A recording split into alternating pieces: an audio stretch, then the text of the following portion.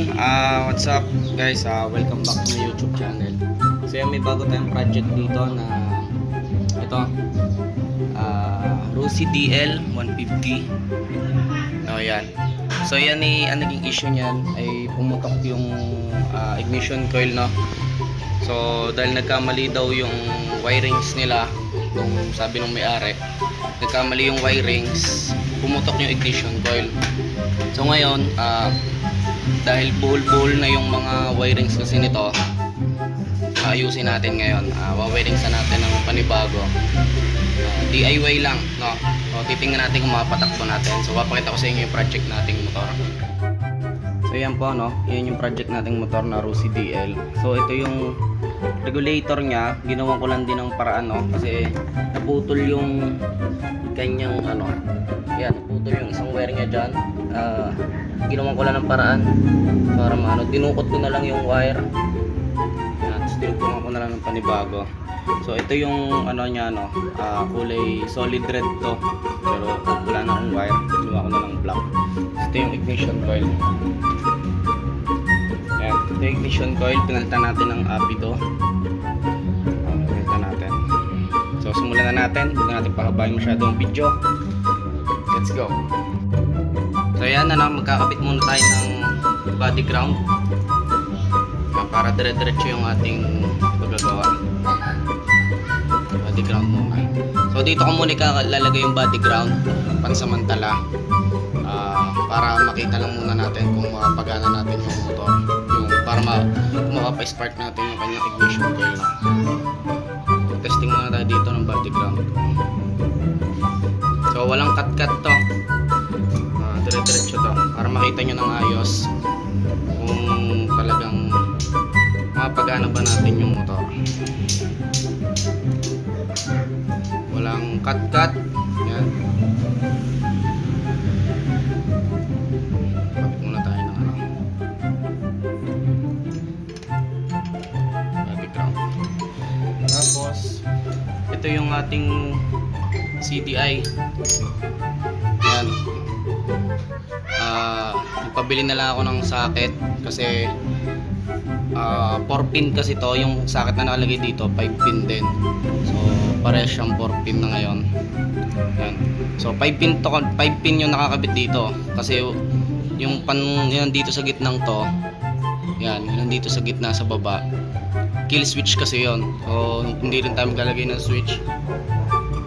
So magkabit muna tayo ng So itong pink ikakabit natin dito sa pink ng regulator din. Yan, sa pink ng regulator, diyan natin ikakabit yung pink na nandito nagaling dito sa ating stator. So andito kasi yung ating light coil, itong dalawang to sa light coil yan. So kapitan muna natin ng wire. Tapos idiretso na natin sa pink din ng ating regulator.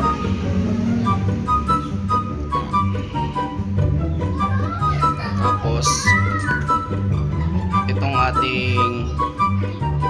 itong yellow, ganun din.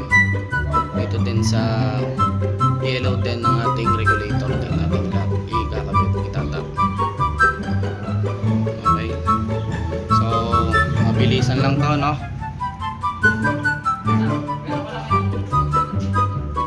Mabilisan lang to. Okay. Tapos dito naman tayo sa yan, huwag muna natin galawin yan. Dito muna naman tayo sa CDI. Okay. So yung CDI, ito po ay sa ignition coil. Sa ignition coil to. Tapos ito sa stator. Dito to sa pulser. Yan, dito to sa pulser. Yung blue at white na wire, yung blue at white na wire, yun ang nandito sa ating pulser papunta sa ating CDI. So itap na rin natin.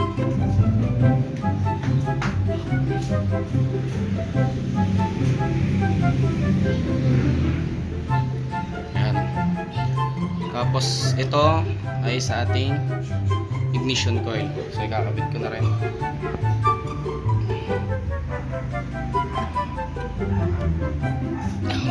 kabila kasi ang hirap dukutin. Okay. So yan. Nandito na siya. Nakakabit na. So magtatap tayo dito ng body ground. No? Maglalagay tayo dito ng ground. Sa anong yan.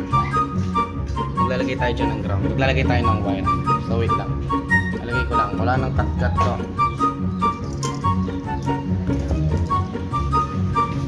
Yan. Wala nang cut-cut to. Diretso na natin to.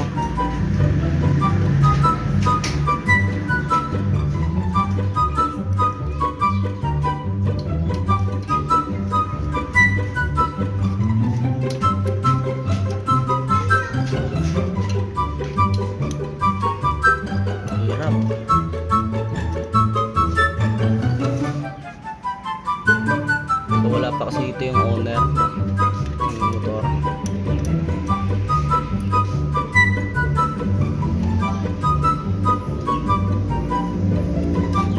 Ayan.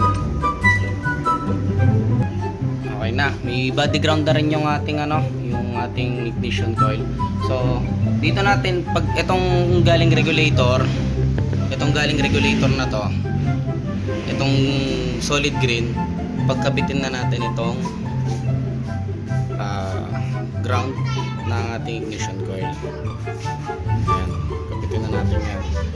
Tapos ikabit natin dito, kung makikita, ito yung kinabit nating body ground, itong wire na to. Yan, yung improvise natin ikabit na natin din dito sa dalawang green. Okay.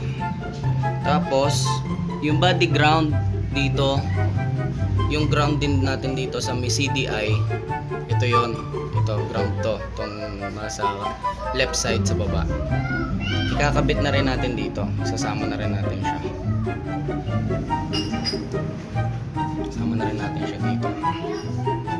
Ayan. So okay na, may ground na yung ating regulator, yung ating ignition coil, may ground na din, at saka yung ating CDI, saka yung stator na lang ang ating. Ito guys, yung sa stator, yung ground na stator na to, lagyan na rin natin ng wire yan, papuntang, i-tap na rin natin dito, isama na rin natin dito. So yan na, kapit na natin. Huwag nyo nang pansin yung color coding ng ating wirings, no? Ayan. So yan na. Tapos itong wire na tong natitira na to, mga guys, itong nasa baba naman sa right side, yan po ay ang ating papuntang regulator. Yung solid thread na naputol, na ginawang ko lang ng wire, yun yung para dito. Yan. So ikabit na natin. Okay. So yan. Yan na po ang ating wirings. Yan ang wirings ng ating So mamaya natin ite-tape to. Ite-tape natin to maya. Hintay lang natin yung may-ari ng motor, kasi nabili lang ng gasolina. Kasi sabi ko, sure naman na mapapatakbo namin to, no? Yan. So abangan nyo rin to, mga guys, itong bagong project natin. Yan, yung motor na yan. Yan ang ating ibablog na ngayon, hanggang sa mga susunod natin video. Susubaybayan natin yung pagbubuo yan, lahat dyan. Pagbubuo nyan, ibablog natin yan lahat, para sana may natutunan kayo dito, mga guys. So mamaya itetest natin, papakita ko ulit sa inyo yung wirings na walang nagalaw dyan. Yan, tuturo ko rin sa inyo yung kung ipapakita ko ulit sa inyo mamaya sa mga video natin, kung papaano ulit nating kinabit, kung saan mga nakadugtong So ito, mga guys, nga pala, baka napansin nyo, meron tayo ditong isang wire na hindi na sinama. Itong red block na to, sa ibang motor, guys, itong red block na to, ito yung galing sa kanyang primary coil. So dahil yung ating motor kasi ay battery operated, patatakbuhin natin siya ng walang battery, no? So So sana mag-spark na yung kanyang ignition coil, no. So ikakat ko na lang muna and antayin lang natin yung may-ari, no. So ito hindi na natin ito ikakabit kasi itong red block na to mga guys, ito ay nasa starter motor niya. Yan, ito ay para sa starter relay. Ayan, so ikakat ko muna, mamaya na lang ulit pag dumating yung owner. Ayan guys, kita nyo naman ang wirings natin, yan pa din, wala na bago.